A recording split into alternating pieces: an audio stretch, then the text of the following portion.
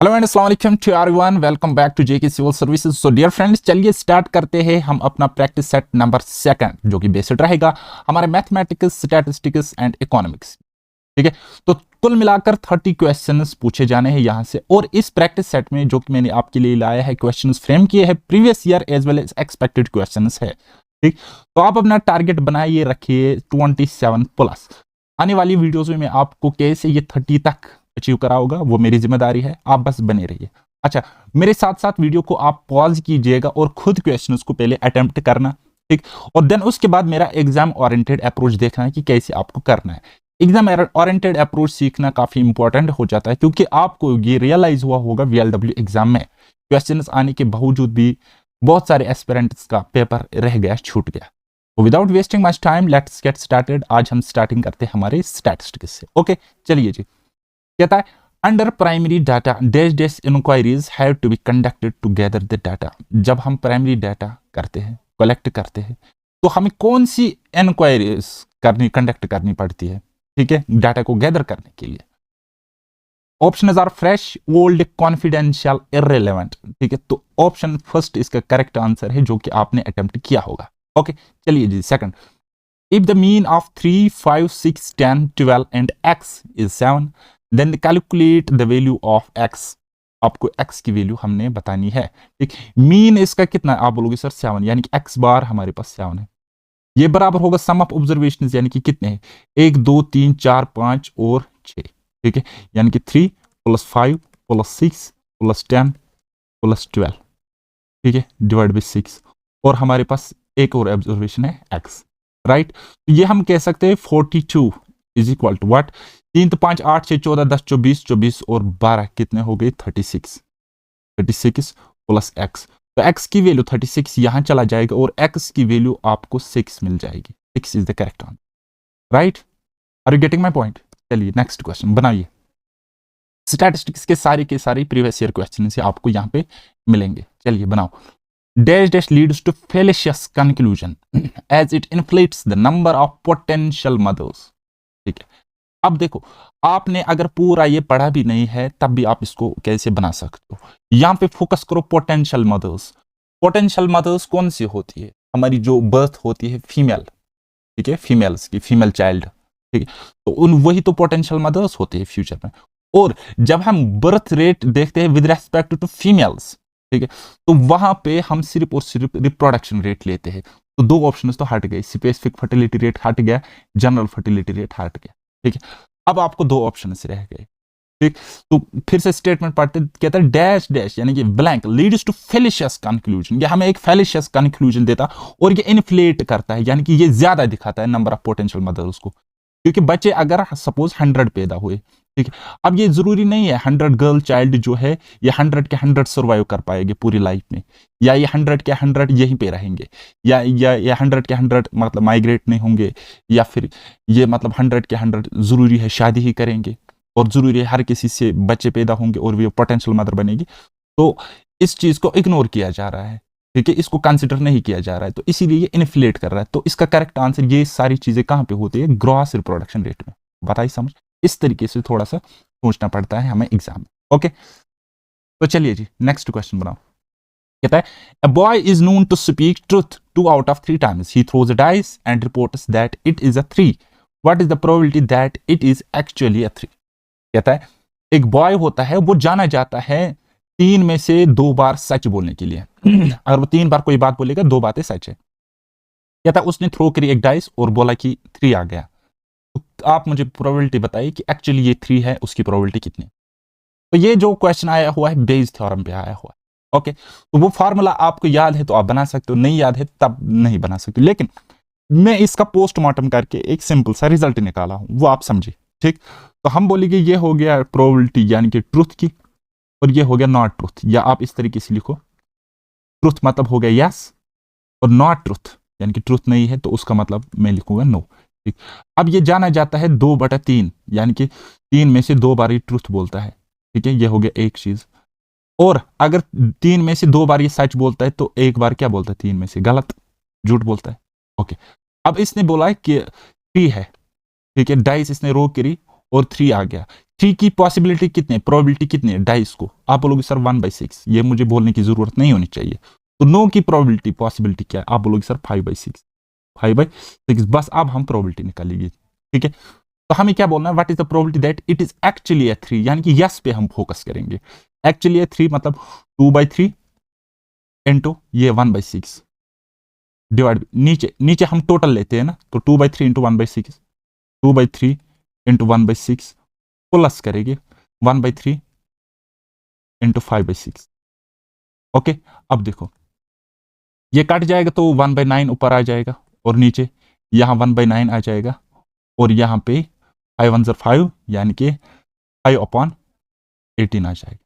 अब इसको सॉल्व करो, 1/9 को मैं 2/18 लिख सकता हूँ कि नहीं लिख सकता? आप बोलोगे सर हाँ लिख सकते, ठीक है, 2/18।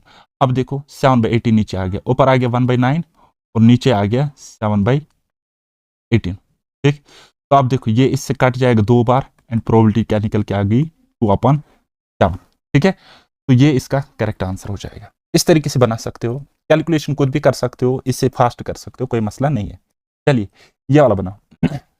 कहता है Fisher's ideal index is, Fisher ideal index क्या होता है? तो हम सबको पता है कि ये ज्योमेट्रिक मीन होता है लेस पेरेंट पास्टी के इंडेक्स का। Okay, next question, binary type qualitative data is also termed as dash dash classified. कहता है जो बाइनरी क्वालिटेटिव डाटा होता है उसको हम ब्लैंक क्लासिफाइड कहते हैं। कौन सा क्लासिफाइड डाटा हम उसको कहते हैं? अब आपको पता है बाइनरी में, अगर कंप्यूटर सिस्टम में भी पढ़ा होगा, आपको पता है 1 and 0 होता है, ऑन एंड ऑफ पोजीशन, या हम बोलेंगे यस और नो, प्रेजेंस और एब्सेंस, प्रेजेंस ऑफ और एब्सेंस। और यहाँ पे क्वालिटेटिव डाटा की बात कर रहे हैं, तो मतलब presence of attribute, absence of attribute की बात कर रहे हैं, ठीक है। तो ये हम किस में पढ़ रहे हैं? ये हम पढ़ते हैं डिकोटोमस क्लासिफिकेशन में, ठीक है। बात आई समझ? चलिए नेक्स्ट ये वाला बना, calculate median from the following data. जैसे से ये क्वेश्चन लिया हुआ है। अब आपको फॉर्मूला अगर पता है तो इस कॉन्टिन्यूअस डिस्ट्रीब्यूशन का मीडियन आप फाइंड आउट कर सकते हो। अगर नहीं पता है तो लीजेंड्स अप्रोच लगाओ। तो ये ट्रिक आपको कहीं पर भी नहीं मिलेगी, ना ग्रुप गूगल पे, ना यूट्यूब पे, कहीं पर भी नहीं, सिर्फ मेरे पास है फिलहाल के लिए, ठीक है। लेकिन मैंने कहां से लाई? बेसिक से लाई। देखो अब आपको पता है मीडियन हम किसको कहते हैं, तो आप बोलोगे सर जब हम सेट ऑफ वैल्यूज को बराबर 2 इक्वल हिस्सों में डिवाइड करते हैं तो वहां पे हमारा क्या होता है? मीडियन होता है। और सेट ऑफ वैल्यूज यानी कि ये जो होंगे फ्रीक्वेंसीज, ये टोटल है n = 100, n = 100। तो मीडियन कौन सा होगा? n = 200 है, 200। पता है मुझे क्यों 100 निकलता है? 30 + 50 80, 80 + 81 60 + 40 200। तो m क्या होगा? आप बोलोगे सर 200, 200/2, यानी कि 100th आइटम। तब ये ऑब्जर्वेशन आपको कहां पे मिलेगी? ये तो असेंडिंग ऑर्डर में ऑलरेडी अरेंज है, तो ये 30 तो नहीं होंगे, 30 और 50 हो गए 80, और इस 80 पे फोकस करो, इस 80 पे अब आप फोकस करो यहाँ पे, ठीक है। यहां से आपको 20 ऑब्जर्वेशन लेने हैं, 60 ऑब्जर्वेशन छोड़ने हैं, तो ये वाला, ठीक है। यानी कि मीडियन कहां पे होगा? यहाँ पे आके ये रुक जाता है ना, यहाँ पे आके इस क्लास में 100 कंप्लीट हो रहा है, ठीक है। तो मीडियन इसी क्लास का कॉरेस्पॉन्डिंग होगा, ठीक है। यानी कि मीडियन इस क्लास में लाई करेगा। और एक ही ऑप्शन 50 to 75 आपको मिलेगा, ऑप्शन सेकंड हो गया एक तरीका। दूसरा तरीका हो सकता है आपको सारे के सारे ऑप्शंस इसी क्लास में मिले, तब क्या करेंगे? ठीक है, तब भी कोई मसला नहीं है। मैंने आपको बोला कि यहां पे आपको ये 80 दिख रहा है ना, तो 80 में से 20 पार्ट आपको लेना है, ठीक है। 80 में से 20 पार्ट लेना है, यानी कि 1/4 पार्ट आपको लेना है। और यहां पर भी आप 1/4 पार्ट ले लोगे इस डिफरेंस का, ठीक है। यानी कि ये कितना डिफरेंस है? अगर मैं यहां पे बोलूं आपको गंदी नजर का नेगेटिव मीनिंग मत निकाला करो प्लीज। गंदी नजर मतलब ध्यान से देखना और एक्स्ट्राऑर्डिनरी वे में सोचना, ये होता है मेरे हिसाब से गंदी नजर, ठीक है। तो आप देखो 25 और यहां पे आपको 100 मिला, ये 20 तक, ठीक है। 80 में से 20 लेना, तो इसका 1/4 यानी कि 20/80। तो अब देखो इसका जब आप निकालोगे तो वो निकलेगा 6.25। तो यही 6.25 इस 50 के साथ जोड़ना है, तो एग्जैक्ट आंसर भी निकल के आ रहा है, ठीक है। तो ये टेक्निक्स आपको कोई नहीं बताएगा मेरे सिवा, तो चलिए कोई मसला नहीं है। नेक्स्ट हम जाते हैं क्वेश्चन नंबर नेक्स्ट। बताओ कहता x and y are independent event such that probability of y = 0.3, probability of x union y = 0.6, then what is the value of probability of x? ये हमें फाइंड आउट करना है। मैंने आपको इंडिपेंडेंट थ्योरम ऑफ प्रोबेबिलिटी में पढ़ाया, क्या पढ़ाया? जब इवेंट्स इंडिपेंडेंट होते हैं तो probability of x intersection y अगर हम निकालेंगे तो वो होता है बराबर प्रोबेबिलिटी ऑफ x, मैं एक ही टर्म्स में पढ़ाता हूं इसलिए होता है इंटू प्रोबेबिलिटी ऑफ वाई। ये मैंने आपको डायरेक्ट डिराइव्ड रिजल्ट बताया था अपनी क्लास में, जिसने पढ़ा होगा उसको पता होगा। चलिए, तो probability of x union y किसके बराबर होता है? तो आप बोलोगे sir probability of x union y बराबर होगा probability of x plus probability of y minus probability of x intersection y. लेकिन एक्स इंटरसेक्शन किसके बराबर है? आप बोलोगे sir probability of x into probability of y. बस काम खत्म, काम तमाम हो चुका। अब क्या करना है? वैल्यूज पुट करने। 0.6 यहां पे आ जाएगा is equal to probability of x, वो तो हमें फाइंड आउट करनी है, और प्रोबेबिलिटी ऑफ वाई कितना है हमारे पास? 0.3 माइनस प्रोबेबिलिटी ऑफ एक्स, ये तो हमने फाइंड आउट करना है, और प्रोबेबिलिटी ऑफ वाई हमारे पास क्या है? तो आप बोलोगे सर 0.3। 0.3। अब देखो ये 0.3 यहां आ जाएगा और माइनस हो जाएगा, तो क्या रहेगा यहाँ पे? आप बोलोगे सर 0.3 इज इक्वल टू, इस पी ऑफ एक्स को हम कॉमन निकालेंगे, प्रोबेबिलिटी ऑफ एक्स को अगर हम कॉमन निकालेंगे, अंदर क्या बचेगा? यहाँ 1 और यहाँ पे माइनस 0.3, 1 माइनस 0.3। अब यहाँ पे 0.7 आ जाएगा और वो ऐसे डिवाइड हो जाएगा, ठीक है। यानी कि probability of x is equal to 0.3 divide by 0.7, point से पॉइंट कट जाएगा और आंसर क्या आ जाएगा? 3/7। बताओ हो गया कि नहीं हो गया? सुनने में आपको लंबा लग रहा होगा क्योंकि मैं लिख के समझा रहा हूं, लेकिन इतना लंबा भी ये नहीं है, ओके, इतना कैलकुलेटिव भी नहीं है। आई बात समझ? तो ये था। चलिए next question, time and motion study is the example of what? जो हम टाइम एंड मोशन को स्टडी करते हैं, तो ये कौन सा डाटा है, या इसको कौन सा मेथड हम कहेंगे? क्या इसमें हम इंटरव्यू करते हैं किसी का? आप बोलोगे सर नहीं। क्या हम मेलिंग करते हैं? ना। आप बोलोगे क्वेश्चनर करते हैं? ना। तो एक ही ऑप्शन हट गया, एक ही ऑप्शन रह गया, तो ये करेक्ट आंसर है, यानी कि इसको हम कहते हैं ऑब्जर्वेशन मेथड, ठीक है। चलिए next, which of the following test is satisfied when PAB into PBC into PCA is equal to 1? ठीक है, तो आपने ये पढ़ा होगा, ये कौन सा टेस्ट है? तो आप बोलोगे सर ये सर्कुलर टेस्ट है, ओके। अब आप मुझे कमेंट सेक्शन में बता देना कि सर्कुलर टेस्ट को कौन कौन सा इंडेक्स मेथड सेटिस्फाई करता है, राइट? खुश? चलिए जी, नेक्स्ट पार्ट हमारे पास इकोनॉमिक्स। कहता है under dash dash there is a large number of firms producing A homogeneous product. Large number of firms है तो लार्ज नंबर ऑफ बायर्स भी होंगे, और प्रोडक्ट कौन सा है? होमोजीनियस है, ठीक। तो अब देखो प्योर ओलिगोपॉली, तो प्योर ओलिगोपॉली की अगर हम बात करेंगे तो इसमें तो फ्यू फर्म्स होती है, तो ऑप्शन हट गया। मोनोपॉली में तो कम फर्म्स या एक ही फर्म होती है, मोनोपॉली होती है, तो हट गया, ठीक है। परफेक्ट कंपटीशन फिलहाल होल्ड पे रखेंगे। डिफरेंशिएटेड ओलिगोपॉली, तो ये तो टाइप है ओलिगोपॉली का, तो ये भी नहीं होगा। तो ऑप्शन से ही हमने क्वेश्चन को बनाया, ठीक। बाकी आप नॉलेज है आपके पास, आप काबिल बच्चे हो, तो आप वैसे भी बना लोगे इसको, ठीक है। चलिए, for an inferior good income effect of change in income in money income of the customer is consumer is, पता नहीं मुझे आज क्या हो रहा है। तो कहता है इंफीरियर गुड जो होता है उसके केस में इनकम का क्या रिलेशन होता है? इंफीरियर गुड की डिमांड के साथ बेसिकली मैं बात कर रहा हूं, ठीक। तो आपको पता है इंफीरियर गुड के साथ एक नेगेटिव रिलेशन होता है इनकम का। अगर आपकी इनकम कम है, ठीक है, तो आप इंफीरियर गुड्स की डिमांड करते हो। आपकी इनकम जैसी बढ़ जाएगी तो आप इंफीरियर गुड्स को छोड़ दोगे। मिसाल के तौर पर फॉर एग्जांपल, अब मेरे पास एक एग्जांपल स्ट्राइक हो रही है समझाने के लिए, लेकिन अजीब से, चलो आप मैनेज कर लेना, ठीक है। देखो आप अभी बेरोजगार हो, सपोज आप सिगरेट पी रहे होंगे, ठीक है, सिगरेट पी रहे होंगे, क्योंकि आपकी क्या है, आपकी जो इनकम है वो अभी कम है, ठीक है, आप सिगरेट की तरफ जा रहे हो, ओके। और जैसे ही आप मुलाजिम लगोगे, जॉब ले लोगे, या मतलब सपोज आप ड्रीम 11 में 10 करोड़ रुपए जीत गए, ठीक है, अब आपकी इनकम क्या हो गई? ज्यादा, ठीक है। अब आप थोड़ी सिगरेट बीड़ी की तरफ जाओगे ना, आप तो सिगार पी लोगे आप, ठीक है, ओके। यानी कि आपकी इनकम बढ़ गई, यहां इंफीरियर गुड की डिमांड कम हो गई। आपकी इनकम कम हो गई, इस इंफीरियर गुड की डिमांड ज्यादा हो गई, ठीक है। तो एक वेरिएबल बढ़ता है, दूसरा वेरिएबल घटता है, तो इनवर्स रिलेशन मतलब नेगेटिव रिलेशन होता है। आता ही समझ? आप बोलोगे हाँ समझ में आ गया।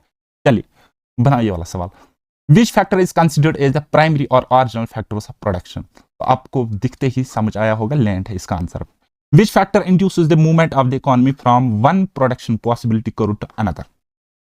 कौन सा फैक्टर ऐसा होता है इकोनॉमी में जो वन प्रोडक्शन पॉसिबिलिटी करो से दूसरी की तरफ जाता है? तो आपको पता होगा इंक्रीज इन रिसोर्सेस जब होता है तो हम क्या करते हैं, प्रोडक्शन पॉसिबिलिटी करो का ग्राफ कुछ इस तरीके से होता है। तो यहां से जब हम इस तरीके से करेंगे तो मतलब रिसोर्सेस क्या हो गए? इंक्रीज हो गए। ज्यादा एक्सप्लेन नहीं करूंगा, आप समझदार हो, आप समझ। तो चलिए इजी क्वेश्चन है, उसको खुद ही बनाओ।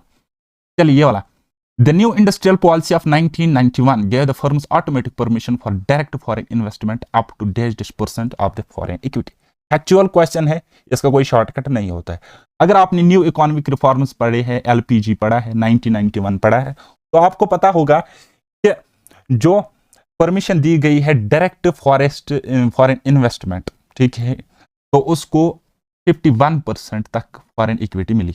ओके, चलिए next, value of money is inversely proportional to dash dash. ठीक है, तो कहता है वैल्यू ऑफ मनी जो होता है वो इनवर्सली प्रोपोर्शनल है। किसको इनवर्स प्रोपोर्शनल है?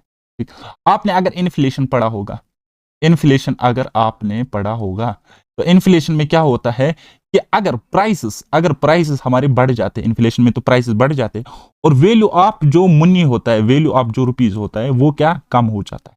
ठीक, अब इस तरीके से समझ लो, पहले 100 रुपीज में आप कोई 10 यूनिट्स खरीद रहे थे, ठीक है, अब उसी 100 रुपीज में, रुपीज तो उतना ही है, अब आप 5 यूनिट्स खरीद सकते हो इन्फ्लेशन की वजह। यहां पे वैल्यू ऑफ मनी क्या हुआ? कम हो गया। ठीक है, तो there is inverse relation between money, value of money and its price level. कब, किस कंडीशन में? जब इन्फ्लेशन आपकी मतलब इसमें होगा, राइट। चलिए नेक्स्ट, ये वाला बनाओ, इन विच मनी मार्केट अनकोलेटराइज जो भी है borrowing and lending of funds take place on overnight basis। कहता है कौन से मनी मार्केट में अनकोलेटरलाइज्ड बोरोइंग या लैंड किया जाता है फंड्स ओवरनाइट बेसिस पे? तो आप सबको पता होगा कि उसको हम कॉल मनी मार्केट, ठीक है, क्या कहते हैं बेटा? कॉल मनी मार्केट कहते हैं। रेपो मार्केट कुछ होता नहीं है, ट्रेजरी बिल मार्केट भी कुछ होता नहीं है, कमर्शियल पेपर मार्केट भी कुछ होता नहीं है। कमर्शियल बिल होता है, ट्रेजरी बिल होती है, और रेपो रेट होता है। तो आप ऑप्शन एलिमिनेशन से भी इसको बना सकते हो। आई बात समझ? चलिए, in India inflation is calculated by using, बहुत कंट्रोवर्शियल क्वेश्चन है, ठीक है, हर बार बच्चे मुझे 2 सालों से पूछते हैं कि इंडिया में इन्फ्लेशन किस तरीके से कैलकुलेट किया जाता है, कौन सा मेथड बेसिकली यूज होता है। देखो, इंडिया के केस में सीपीआई भी यूज होता है, डब्ल्यूपीआई भी यूज होता है। अब यहाँ पे क्वेश्चन में आपको दोनों ऑप्शन है, और ऑप्शन सी में आपको बोथ ए एंड बी दिख रहा है, तो ये इसका करेक्ट आंसर, अप्रोप्रिएट आंसर हो जाएगा। ठीक है, लेकिन अगर मैं आपको बोलूंगा सबसे अच्छा बेहतर तरीका कौन सा है इन्फ्लेशन को कैलकुलेट करने के लिए, स्पेशली अगर मैं इंडिया की भी में बात करूंगा, तो आप बोलोगे सर सीपीआई। कौन सा? CPI, consumer price index. क्यों? कंज्यूमर प्राइस इंडेक्स से जब हम इन्फ्लेशन को कैलकुलेट करते हैं या डाटा यहां से लेते हैं, तो यहां पे गुड्स एंड सर्विसेज, गुड्स भी और सर्विसेज भी इंक्लूड हम करते हैं। लेकिन डब्ल्यूपीआई में वैसा नहीं होता है, हम होलसेल प्राइसेस पे सिर्फ और सिर्फ गुड्स को कंसिडर करते हैं। हो गई एक बात। दूसरी बात, अगर आपके पास ऑप्शन है सीपीआई, डब्ल्यूपीआई, ठीक है, और फिर कोई और ऑप्शन जैसे टीपीआई होगा, ठीक है, और नन, तो फिर कौन सा आंसर? तो आप सीपीआई को टिक कर लेना। ठीक है, ये वर्ल्ड वाइड भी यूज होता है। आई बात समझ? हाँ जी। अच्छा, आप मुझे बता देना कब इंडिया ने डब्ल्यूपीआई से सीपीआई पे शिफ्ट किया, वो आप मुझे क्वेश्चन का आंसर बता देना कमेंट सेक्शन। चलिए ये वाला बना, कहता है इन एन इंडिफरेंस करू is convex, if an indifference curve is convex to the origin, what does it imply about the consumer's preferences? कहता है अगर एक indifference curve convex to origin होता है, तो इसका मतलब क्या होता है? तो सीधी सी बात है, सीधा हमने 1000 बार पढ़ा है कि the consumer has diminishing marginal rate of substitution. Okay, चलिए next, in the context of Ricardian theory of rent, what is the economic rent? कहता है जो theory of Ricardian theory of rent जो आपने पढ़ा है, तो इकोनॉमिक रेंट उसने किसको कहा है? ठीक है, यानी कि रिकार्डो ने किसको कहा है इकोनॉमिक रेंट? आपको अपना पॉइंट ऑफ व्यू नहीं देना है, ठीक है। तो आपने पढ़ा होगा कि जो सरप्लस होता है, produce over cost of production, उसी को हम इकोनॉमिक रेंट कहते हैं, ठीक है, in context of Ricardian theory of rent. Okay, चलिए अब हम आते हैं अपने मैथमेटिक्स पर। चलिए question number 1, calculate the compound interest for the sum of rupees 10,000 for 3 years at the rate of 10% interest compounding annually। ठीक, तो 10,000 हमारे पास प्रिंसिपल है, 3,000 हम 3 इयर्स हमारे पास टाइम है, and rate of interest is 10%। आपको बताना है कंपाउंड इंटरेस्ट क्या होगा। ठीक, मैं आपको बताऊंगा, अगर आपको टाइम वेस्ट नहीं करना है, अगर आपको टाइम वेस्ट नहीं करना, तो आप कैसे इस क्वेश्चन को चुटकी में बनाओगे। देखो, अगर मैं बताऊंगा सिंपल इंटरेस्ट निकालो इस क्वेश्चन का, तो आप बोलोगे सर 30% ऑफ 10,000 यानी कि 3,000। सिंपल इंटरेस्ट 3,000 होगा, लेकिन कंपाउंड इंटरेस्ट सिंपल इंटरेस्ट से ज्यादा होता है, तो ये 3,000 ऑप्शन हट गया। और सिंपल इंटरेस्ट से कंपाउंड इंटरेस्ट कम भी नहीं होगा, तो ये ऑप्शन भी हट गया। दो ऑप्शन मौके पर ही हट गया। और कंपाउंड इंटरेस्ट सिंपल इंटरेस्ट से थोड़ा सा ज्यादा होता है, ज्यादा फर्क नहीं होगा। तो ये 5100 तो बहुत ज्यादा हो जाएगा 3,000 सिंपल इंटरेस्ट से। तो करेक्ट आंसर क्या हो जाएगा हमारा? Option A. हमने सॉल्व करने के बगैर ही इसको सॉल्व किया, ठीक है, कहने के बगैर ही हमने इसको सॉल्व किया। ठीक, ये हो गया एक अप्रोच। दूसरा अप्रोच बेसिक से आप बना सकते हो, लेकिन उसका भी बेस्ट अप्रोच मैं आपको बताऊंगा कैसे करना है। देखो 10% रेट है, 3 इयर्स टाइम है, सक्सेसिव हमसे हम जा सकते हैं। 10% मतलब 1/10 यानी कि पहले प्रिंसिपल अगर 11 था तो 10 था, अमाउंट 11 हो गया, क्योंकि 10 पे 1 यानी कि 10% इंटरेस्ट। फिर दूसरे साल से भी 10 से 11 हुआ होगा, तीसरे साल भी 10 से 11 हुआ होगा। ठीक, तो आप देखो प्रिंसिपल 10 दया 100 दया 1000 और अमाउंट 11 11 121 11 1331। ठीक, अब ये अमाउंट है, ये प्रिंसिपल है, तो इंटरेस्ट कितना? आप बोलोगे सर 331 यूनिट, इनका डिफरेंस मतलब। ठीक है, अब प्रिंसिपल हमारे पास 1000 नहीं बल्कि 10,000 है, यानी कि 10 टाइम्स है। ठीक है, कितना है? 10,000। ठीक है, तो इंटरेस्ट कितना होगा? इसको भी 10 टाइम्स करेगी, यानी कि 3310 इज द करेक्ट आंसर। ये आपका क्या होगा बेटा? Simple compound interest. पता ही समझ। और भी तरीके हैं, आप किसी भी तरीके से कर सकते हो। चलिए सेकंड क्वेश्चन, लेट यू क्या होता है? Universal set. इसके एलिमेंट से 1 2 3 4 5 1 10।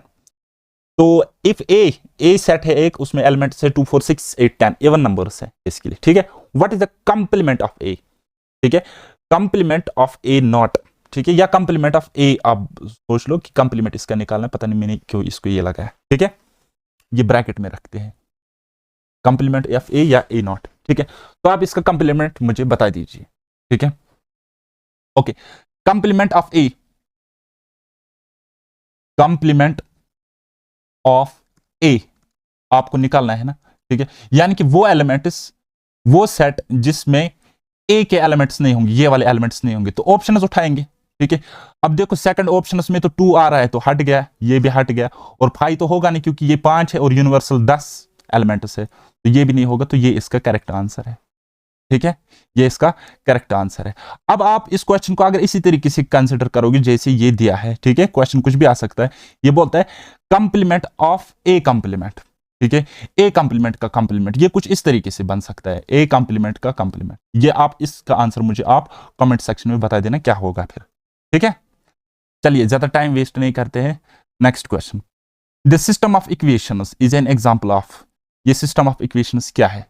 ठीक है, ऑप्शन है हमारे पास consistent system with unique solution, inconsistent system, dependent system, consistent system with infinite many solution.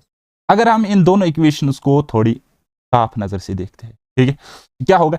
a/a2, ठीक है, यानी कि वो कितना होगा? a1/a2 1/2, b1/b2 1/2 होगा, और c1/c2 क्या होगा? 1/2 होगा, यानी कि ये इसके बराबर, ये इसके बराबर। a1/a2 is equal to b1/b2 is equal to c1/c2। तो इसमें क्या होते हैं? इनफाइनाइट मनी सॉल्यूशंस होते हैं और कंसिस्टेंट होता है, यानी कि ऑप्शन डी करेक्ट आंसर हो जाएगा। आई बात समझ? चलिए जी, ये हो गया, यहां पे इसको ये डिवाइड है। ठीक है, चलिए ये वाला बनाओ। कहते let f of x is equal to 2x + 1 and g of x is equal to x square. What is f of g of x log x? आपको निकालना है। कंपोजिशन फंक्शन से ये क्वेश्चन आया हुआ है, क्लास 12th एनसीईआरटी में questions मिलेंगे आपको। ठीक, तो हमारे पास एक फंक्शन है f of x, ये g of x हमारे पास ये फंक्शन है, इसकी वैल्यू x स्क्वायर है। ठीक है, log of x, इसको आप इस तरीके से लिख सकते हो, ये क्या है? f of g of x। ठीक है, g of x। ठीक है, अब इसको इसके साथ कंपेयर करो। ठीक है, ये f यानी कि x की जगह आपको g of x की वैल्यू रखनी है, x की जगह g of x की वैल्यू आपने रखनी है। ये f है ना, f एज इट इज, और g of x की वैल्यू यानी कि x स्क्वायर, ये वाली वैल्यू पे आपने चेक करना है, x स्क्वायर। और f of x की वैल्यू क्या है? f of x की फंक्शन क्या है? 2x + 1, 2x + 1, यानी कि इस x की जगह आपने g of x पुट करना है। ठीक है, तो क्या पुट करोगे यहाँ पे? x स्क्वायर पुट करोगे। ठीक है, तो वो आपको निकल के आ जाएगा f of g of x log x is equal to 2 into put करेंगे x स्क्वायर, यानी कि 2x स्क्वायर + 1। बस सिंपल सा क्वेश्चन है, पता नहीं आपको डर क्यों लग रहा था। ठीक है, ये इसका आंसर है। अच्छा, अब आपको अगर मैं बताऊंगा गॉफ एक्स, गॉफ एक्स बताइए गॉफ एक्स क्या होगा। ठीक है, तो आपको क्या करना है, जी ऑफ एक्स की जगह, वहां एक्स की जगह एफ ऑफ एक्स रखना है। ठीक है, यानी कि एक्स स्क्वायर की जगह आपने कौन सी फंक्शन रखनी है, 2x+1, ये एक्स की जगह रखा, ऊपर स्क्वायर है। ठीक है, इसको सॉल्व करके आपको गॉफ एक्स भी मिल जाएगा। ठीक है, गॉफ एक्स भी मिल जाएगा। आई बात समझ, कुछ नहीं होता है, सिंपल सा होता है। चलिए बनाइए वाला सवाल।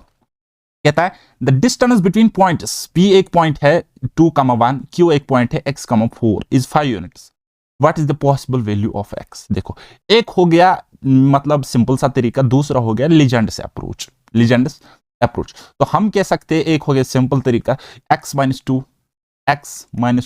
और उसका स्क्वायर प्लस 4-1, यानी कि y2-y1, 4-1 उसका स्क्वायर और उसके ऊपर से रूट ले लोगे, वो बराबर होगा 5। स्क्वायरिंग ऑन बोथ साइड्स करोगे तो ये रूट कट गया और यहाँ पे ये आ गया 5 का स्क्वायर यानी कि 25। ठीक है, 5 का स्क्वायर यानी कि 25, यानी कि 5 स्क्वायर लिख सकते। अब पाइथागोरस ट्रिपलेट मैंने आपको बताया है ट्रिग्नोमेट्री में। ठीक है, ट्रिग्नोमेट्री में तो अगर ये हाइपोटेन्यूज है, अगर ये हाइपोटेन्यूज है और ये हमारे पास 3 आ जाएगा, 3 का स्क्वायर। ठीक है, और यहां पे क्या होना चाहिए, यहां पे होना चाहिए 4 का स्क्वायर। ठीक है, क्योंकि 3, 4, 5 बेसिक पाइथागोरन ट्रिपलेट होता है कि नहीं होता है। तो 5 को यहां देखते ही आपको इशारा मिल गया था।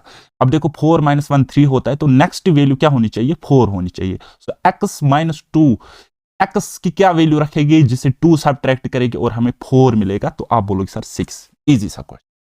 बाकी दूसरा तरीका क्या है, आप प्रॉपर फार्मूला से जाओ, वैसे भी होगा। चलो मैं दिखाता हूं, कोई मसला नहीं। आप बोलोगे सर फिर आप क्रिटिसाइज करते हो, मुझे पता है बहुत सारे लोग लास्ट टाइम भी क्रिटिसाइज कर रहे थे मुझे कि सर आप ऑप्शन रख के मैथ्स का सत्यानाश करते हो, सारे क्वेश्चन सॉल्व करवाते हो। ठीक है, हम तो इतने वो नहीं है, लेकिन आपको ये तरीका पता होना चाहिए। ठीक है, एग्जाम में बहुत हेल्प मिलेगी। ठीक, तो आप क्या बोलोगे, डिस्टेंस फार्मूला क्या होता है, x1 - x2 यानी कि x-2 का स्क्वायर प्लस y1 - y2 यानी कि 4-1 का स्क्वायर इज इक्वल टू, ठीक है, 5। स्क्वायरिंग ऑन बोथ साइड्स करेगी तो ये 25 बन जाएगा और ये रूट हट गया। ठीक है, तो x-2 का स्क्वायर क्या रहेगा, तो आप बोलोगे सर x स्क्वायर, ठीक है, प्लस 2 का स्क्वायर 4, 2ab - 2ab यानी कि 4x। ठीक है, प्लस 4-1 यानी कि 3 का square 9 is equal to 25। Okay, then उसके बाद आप क्या करोगे, आप बोलोगे sir x square - 4x, x square - 4x और ये 13 वहां जाके सब्ट्रैक्ट होगा। ठीक है, या 25 को आप यहाँ पे ले आओ। ठीक है, माइनस हो जाएगा, 25 में से 13 निकालेगी तो 5 से 3 गया तो 2 और 1। ठीक है, अब यहाँ पे ये क्वाड्रेटिक इक्वेशन बन गई। ठीक है, अब आप इसको ये सॉल्व करो। ठीक, वैसे कोई मसला नहीं है सॉल्व करना, कैसे करोगे, देखो x square -6x - 2x - 12 is equal to 0। ठीक है, माइनस नहीं, यहाँ पे प्लस आ जाएगा। अब देखो x कॉमन निकालो, x - 6, अब यहाँ पे +2 कॉमन निकालो, अंदर रहेगा x - 6। अब x की दो वैल्यूज आ जाएगी, क्या, x इज इक्वल टू -2 और x इज इक्वल टू 6। -2 है नहीं तो 6 आपके ऑप्शंस में है, तो टिक करोगे ऐसे। ये हो गया लेंथी तरीका जिसको आपने अवॉइड करने की कोशिश करनी होती है एग्जाम में। चलिए ये वाला बनाओ। कंसिडर 2 वेक्टर्स, ए वेक्टर हमारे पास उसके पॉइंट्स ये है, बी वेक्टर के पॉइंट्स ये है, डॉट प्रोडक्ट आपको निकालना है a इंटू बी यानी कि डॉट प्रोडक्ट। तो हम क्या करते हैं, पहले को पहले के साथ मल्टीप्लाई, फिर प्लस दूसरे को दूसरे के साथ मल्टीप्लाई। तो 3 × -1, 3 × -1 प्लस करेंगे सेकंड, यानी कि हमारे पास है -2 × 4। ठीक, तो ये हो गया -3 प्लस ये हो गया -8, तो क्या हो गया वो 3 - 8, -3 - 8 is equal to -11। Answer option second ये वाला। नेक्स्ट बनाओ, if NC3 is equal to 56 what is the value of n। अगर बेसिक से बनाओगे फिर फंसोगे, टाइम लग जाए, तो क्या करना है, अप्रोच, ऑप्शनल अप्रोच करना है। अगर मैं 9 को पिक करूंगा, मैं लिखूंगा क्या 9C3 मुझे 56 देगा। ठीक है, तो चेक करते हैं, ये 9 है और ये 3 है, यानी कि 3 बार हमें 9 को डिसेंडिंग ऑर्डर में मल्टीप्लीकेशन में लिखना है। तो 9 × 8 × 7 डिवाइडेड बाई 3 है तो नीचे 3 फैक्टोरियल यानी कि 3 × 2 × 1। ठीक, अब देखो 3 से ये 3 बार जाएगा और ये 2 से जाएगा 4 बार, 3 चुके 12, 12 7 84, ये तो 84 दे रहा है, ये तो 84, लेकिन हमें 56 मिलना चाहिए था। ठीक है, अब ये 84 ज्यादा दे रहा है ना इससे, तो 9 से ज्यादा 14 है तो ये भी ज्यादा वैल्यू देगा, 9 से ज्यादा तो 12 है, ये भी ज्यादा वैल्यू देगा। तो 9 तो खुद भी सेटिस्फाई नहीं हुआ, तो ये ऑप्शन भी हट गया, तो एक ही ऑप्शन रहता है। ठीक है, इस तरीके से बना लो। चलो हम इस 8 को चेक करते हैं, 8C3 देखते हैं, 8C3। ठीक है, n की जगह मैंने क्या रखा है, 8 को रखा है। ठीक है, ये है ना NC3, मैंने लिखा 8C3। ठीक, तो इसको मैंने क्या बोला, कैसे सॉल्व करना है, डिसेंडिंग ऑर्डर में मल्टीप्लिकेशन में लिखेंगे, 8 × 7 × 6 डिवाइडेड बाई 3 फैक्टोरियल, यानी कि 3 × 2 × 1। अब ये 3 × 2 6, 6 से 6 हट गया, सो 8 7 और 56 कंडीशन सेटिस्फाई हो गई। इस तरीके से बनाना होता है। अब आप एग्जाम में करोगे तो वो इस तरीके से आप अप्रोच लगाओगे, आप बोलोगे sir n factorial divided by r factorial, यानी कि 3 फैक्टोरियल है, फिर n - 3 का फैक्टोरियल, ये आप रखोगे 56 के इक्वल, फिर सॉल्व करोगे और 5 मिनट वेस्ट करोगे। ठीक है, चलिए ये वाला बनाओ। 6 coins are tossed simultaneously. What is the probability of getting at least one tail? तो कहता है 6 कॉइन्स को एक साथ टॉस किया गया है, एक टेल आने की प्रोबेबिलिटी क्या है, एटलीस्ट वन टेल, एक टेल नहीं, कम से कम एक टेल। ठीक है, ज्यादा से ज्यादा कितने भी चलेगी। पहले अगर सैंपल स्पेस की बात करेंगे तो वो 2 की पावर 6 यानी कि 64 आ जाएगी, यानी कि टोटल आउटकम 64 आ जाएंगे। ठीक है, कितना आउटकम है, 64। अच्छा, ऑप्शंस की तरफ अगर हम गंदी नजर से देखेंगे तो हम favourable events divide by total number of events बोलते हैं प्रोबेबिलिटी, टोटल तो 64 आ जाएगी। यहां पे ये 63 क्या कर रहे हैं, ठीक है, या तो 64 होना चाहिए या तो उसका कोई मल्टीपल होना चाहिए। अगर हम 64 को कसर भी काटेंगे ना, देखो ऊपर कुछ चीज होगी, नीचे 64 होगा, अगर ये भी कटेगा भी तब भी यहां पे 64 का कोई मल्टीपल आ जाएगा कटने के बाद भी। ठीक है, 32 आ सकता है, 16 आ सकता है, 8 आ सकता है, 4 आ सकता है। ठीक है ना, तो 63 नहीं आ सकता। हो गया एक। दूसरा, कभी भी प्रोबेबिलिटी की वैल्यू 1 से ज्यादा नहीं होगी। यहां पे 9/8 है, अगर आप देखोगे तो ये प्रोबेबिलिटी इस इवेंट की क्या मिलेगी, 1 पॉइंट समथिंग समथिंग समथिंग मिलेगी। 1 से एक्सीड प्रोबेबिलिटी कभी नहीं करेगी, या तो 1 के इक्वल होगी श्योर इवेंट के केस में, या तो 1 से कम होगी।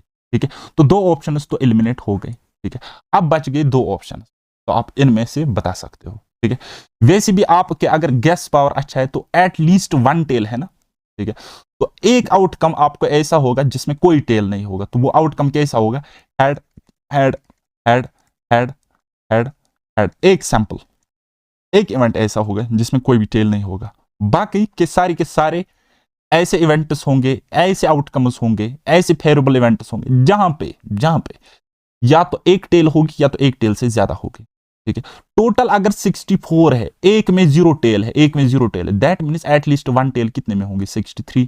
तो 63/64 इजीली आंसर निकल गया कि नहीं निकल गया, आप बोलोगे हाँ निकल गया। सैंपल स्पेस पूरा बनाने की जरूरत नहीं है। हो गया एक बात। दूसरी बात, आप फॉर्मूला से भी डायरेक्ट कर सकते हो। ठीक है, प्रोबेबिलिटी ऑफ नो टेल या प्रोबेबिलिटी ऑफ एटलीस्ट 1 टेल बराबर होगा 1 - प्रोबेबिलिटी ऑफ नो टेल मतलब इस तरीके से लिखेंगे। ठीक है, तो वो उसका मतलब क्या हुआ, 1 - प्रोबेबिलिटी ऑफ नो टेल कौन सा, एक ही आउटकम ऐसा होगा, यानी कि 1 डिवाइड बाय टोटल कितने, 64। अब देखो 64 - 1 कितना रहेगा, 63/64, ऐसे भी निकल के आ गया। ठीक है, कॉम्बिनेशन वाले मेथड। आई बात समझ, 3 4 तरीके आपको पता होने चाहिए। चलिए ये वाला, differentiation of x³ + x cos x + 1/x² with respect to x is, ये भी जैसे से मैंने ये क्वेश्चन लिया, अच्छा क्वेश्चन मुझे लगा। चलिए इसको हम गंदी नजर से देखेंगे तो कुछ इस तरीके से लिख सकते हैं, हम लिख सकते हैं इसको x³ प्लस इसको लिख सकते हैं cos x प्लस इसको लिख सकते हैं 1/x² है ना, तो इसको हम लिख सकते हैं x की पावर -2। ठीक है, अब आपने क्या करना है, इसको करना है डिफरेंशिएट, इसकी डिफरेंशिएशन आपने बतानी है। ठीक, मैंने आपको बताया कि पहले इसको करेंगे, फिर इसको करेंगे, फिर इसको करेंगे। ठीक है, और एक एक की डिफरेंशिएशन करेंगे। x³ की डिफरेंशिएशन क्या होगी, तो मैंने बताया कि पावर नीचे आएगी, 3 पावर है ना तो नीचे आएगी, x की एक पावर कम हो जाएगी, यानी कि 3 - 1 यानी कि 2। ठीक है, फिर cos x की डिफरेंशिएशन क्या होती है, -sin x -sin x। इतना ही अगर आप करोगे तो आप ऑप्शंस की तरफ देखोगे, 3x² के बाद -sin x आना चाहिए, तो यहां पे ये प्लस प्लस क्या कर रहा है, तो हट गए 2 ऑप्शन। देन उसके बाद यहां पे आप देखो इसकी डिफरेंशिएशन करेंगे तो पावर नीचे आएगी, पावर क्या है, -2 इंटू प्लस, माइनस प्लस तो माइनस होता है, -2 आ जाएगा, और साइन एक्स के बाद माइनस होना चाहिए, तो ये प्लस यहां पे क्या कर रहा है, तो ये ऑप्शन भी हट गया। ठीक है, तो आगे करो, पावर नीचे आएगी, x की एक पावर कम हो जाएगी, यानी कि x की पावर क्या है, -2, एक कम हो जाएगी, तो इसकी पावर क्या हो जाएगी, -3 होगी कि नहीं होगी, तो यानी कि x की पावर -3 हो जाएगी। तो इसको फर्दर आप लिख सकते हो 3x² - sin x और माइनस ये 2 और इसको एक्स क्यूब को आप जैसे मैंने 1/x² को लिखा x की पावर -2, यहां पर भी आप लिख सकते हो 1/x³ और सॉल्व करोगे इसके साथ मल्टीप्लाई हो जाएगी तो वो हो जाएगा 2/x³। तो इस तरीके से भी आप कर सकते हो। फटाफट करना होगा तो ये अप्रोच आप लोगों को सीखना पड़ेगा। बात आई समझ? आई कि नहीं आई? चलिए ये वाला बनाओ। For what value of p the matrix, ये मैट्रिक्स सिंगुलर है। जब आपके पास सिंगुलर मैट्रिक्स होती है दैट मींस उसका डिटरमिनेंट क्या होता है? 0 होता है, 0 के इक्वल होता है। तो हम इसका डिटरमिनेंट निकालेंगे, हम इसका डिटरमिनेंट फाइंड आउट करेंगे। तो क्या करना है मुझे बताने की बिल्कुल भी जरूरत नहीं है। 2 को बाहर रखेंगे और 2 3 जार -6 होता है, 1 1 जार 1 होता है, फिर माइनस आता है लेकिन यहाँ पे -4 है। अलॉन्ग फर्स्ट रो में जा रहा हूं डिफरेंशिएशन करने, तो ये हो जाएगा +4, ठीक है। और डिफरेंशिएशन ये कॉलम ये रो डिलीट, ठीक है। 4 -3 4 × -3 क्या होता है? -12 और -p1 p × 1 यानी कि p, ठीक है। फिर यहाँ पे आ जाएगा प्लस, ठीक है। तो 3 है, ये रो ये कॉलम डिलीट, तो ये आपको पता होगा है ना। तो क्या करना है 4 × 1 4, मैं कभी उल्टा लिखता हूँ, 4 × 1 4 -2। कैलकुलेशन का माफ करना अगर कहीं पे गलत हो जाएगा, ठीक है। तो क्योंकि मुझे पढ़ाते पढ़ाते कभी हो जाता है ये चीज। तो 2 7 जार -14 हो जाएगा, ठीक है। प्लस नहीं माइनस आ जाएगा, 12 चुके 48 -48 प्लस माइनस -4p, ठीक है। Plus plus plus 12 plus into minus minus 3 दूनी 6p इज इक्वल टू 0, ठीक है। अब देखो 14 से 12 गए तो -2 -48 हो गया -50, वहां चला जाएगा तो +50 बन जाएगा। और यहाँ 4p और 6p हो गए -10p, ठीक है। 0 से 0 कट गया, सो p की वैल्यू कितनी आ जाएगी? -5, ठीक है। p की वैल्यू -5 है, आप खुद भी इसको चेक कर लेना एक बार, ठीक है। तो ये इसका आंसर हो जाएगा। ओके, तो अब मुझे उम्मीद है कि आपने अपना टारगेट 27 प्लस किया होगा 30 में से। अगर नहीं किया होगा तो परेशान होने की जरूरत है, मतलब पढ़ने की जरूरत। ओके, बाकी आप तैयारी करते रहिए, बाकी मैं कुछ नहीं कहूँगा। मेरी प्रैक्टिस सेट्स आपको मेरी पर्सनल चैनल पर भी मिल जाएंगे, पैराडाइज एकेडमी पे, तो आप उसको वहां से भी देख सकते हो। ओके, मिलते हैं नेक्स्ट किसी वीडियो में, तब तक के लिए बाय बाय, टेक केयर, अल्लाह हाफिज और मेहनत करते रहिए।